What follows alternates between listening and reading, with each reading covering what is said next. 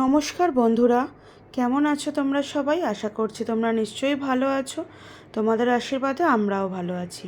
রাজশ্রীর জীবন কথার একটি নতুন ব্লগে তোমাদের সবাইকে স্বাগত জানাচ্ছি। আজকে বেরিয়ে পড়লাম একটা জায়গায় যাওয়ার জন্য। পিহুর অনেক দিনের আবদার ছিল এখানে যাওয়ার জন্য, তাই আজকে যাচ্ছি।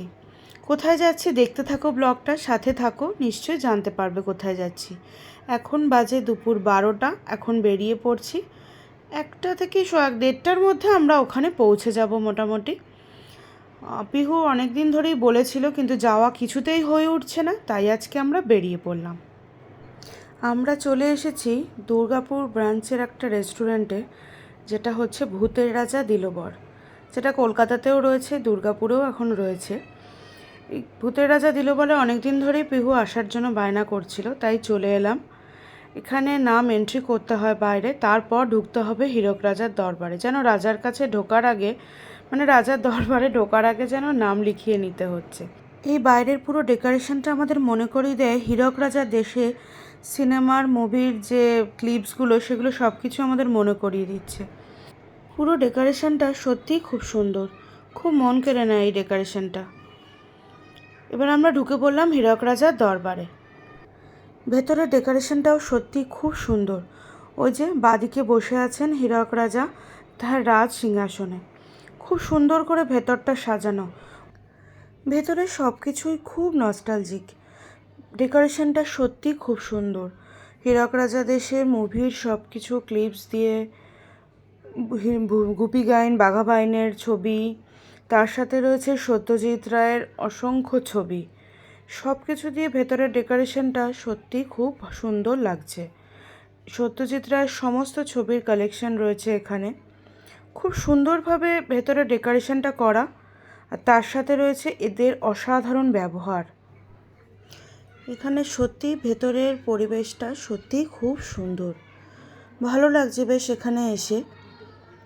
পরিবেশটা যেমন ভালো, এখানে এদের ব্যবহারটা তেমন ভালো। আর একটা খুব অদ্ভুত জিনিস হচ্ছে, এখানে প্রত্যেকটি টেবিলে প্রদীপ রাখা রয়েছে, এবং এরা যখন মেনু কার্ড দিচ্ছে তখন এই প্রদীপগুলো এরা জ্বালিয়ে দিচ্ছে।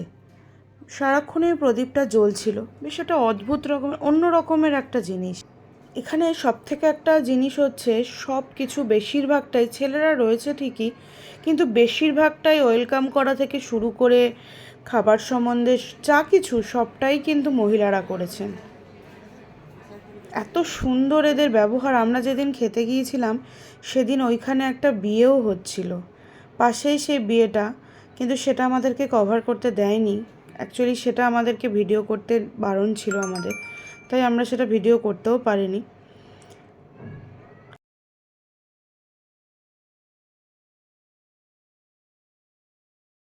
পেছনে দেখো, আমরা গুপি গাইন বাঘা বাইন যা আমরা জানি, সেই পেছনে তাদের দেখা যাচ্ছে। আমরা ফার্স্টেই নিয়ে নিয়েছিলাম, এটা লস্যি ছিল, খুব সুন্দর খেতে ছিল, অসাধারণ খেতে, দারুণ টেস্টি।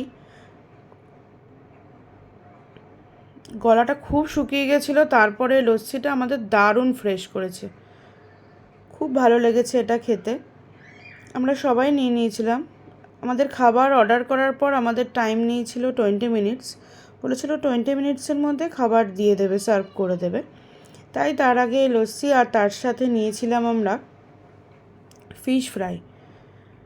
আগে লস্যিটা দিয়ে গেছিলো ফার্স্টে, তারপর ফিশ ফ্রাইটা আমাদের দিয়ে গেছিলো।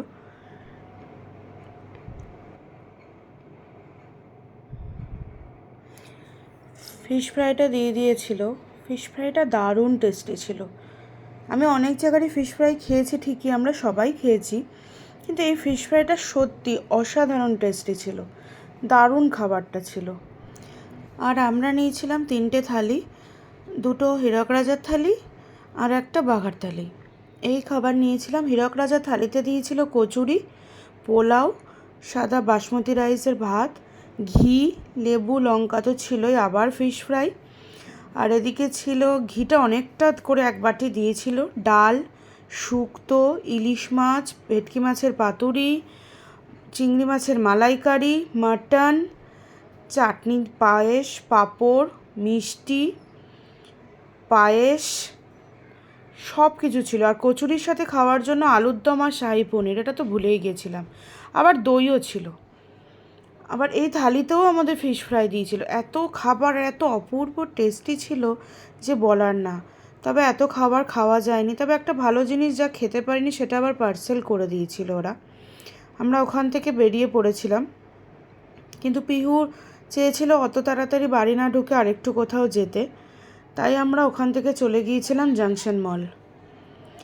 জাংশন মলে এই যে কারগুলো থাকে নিচে, সেগুলোতে পিহু উঠেছিল। পিহু আসলে একটু ভয় পাচ্ছিল। পিহু যে কোনো জিনিসে একটু ভয় পায়, একটু অন্য ধরনের তো, একটু ভয় পায়, কি জানি কি হবে। তাই জন্য মা ওকে সাহস দিচ্ছিল। পুরো ওইটাকে ঘোরানো হয়েছিল ওকে।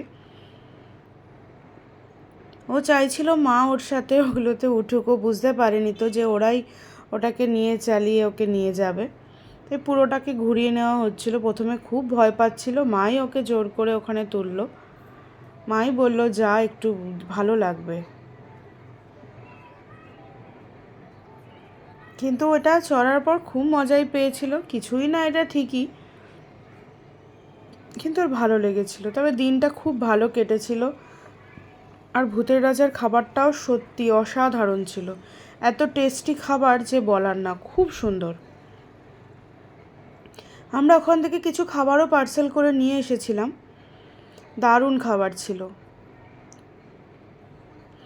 যেমনি খাবার ভালো ছিল তেমনি ছিল ওনাদের ব্যবহার, সত্যি বলার নয়। জংশন মলে কিছুক্ষণই ঘুরেছিলাম ওখান থেকে। কিছুক্ষণ ঘোরার পরই ওখান থেকে বাড়ি চলে গিয়েছিলাম। মোটামুটি আমরা এখান থেকে এই জংশন মল থেকে বেরোতে বেরোতে এই 4টে সাড়ে 4টের নাগাদ আমরা জংশন মল থেকে বেরিয়েছিলাম। বেরিয়ে এখান থেকে বাড়ি আমরা ওই 5টা সাড়ে 5টার মধ্যে আমরা বাড়ি চলে এসেছি। খুব ভালো লেগেছে। পিহুর আজকের দিনটা সত্যি খুব ভালো কাটিয়েছে। তবে এত খাবার সত্যিই খাওয়া যায় না, এত কিছু আইটেম ছিল।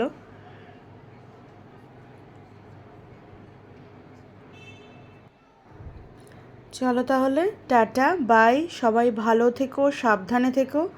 আর ভালো লাগলে অবশ্যই চ্যানেলটি সাবস্ক্রাইব করে দিও। টাটা।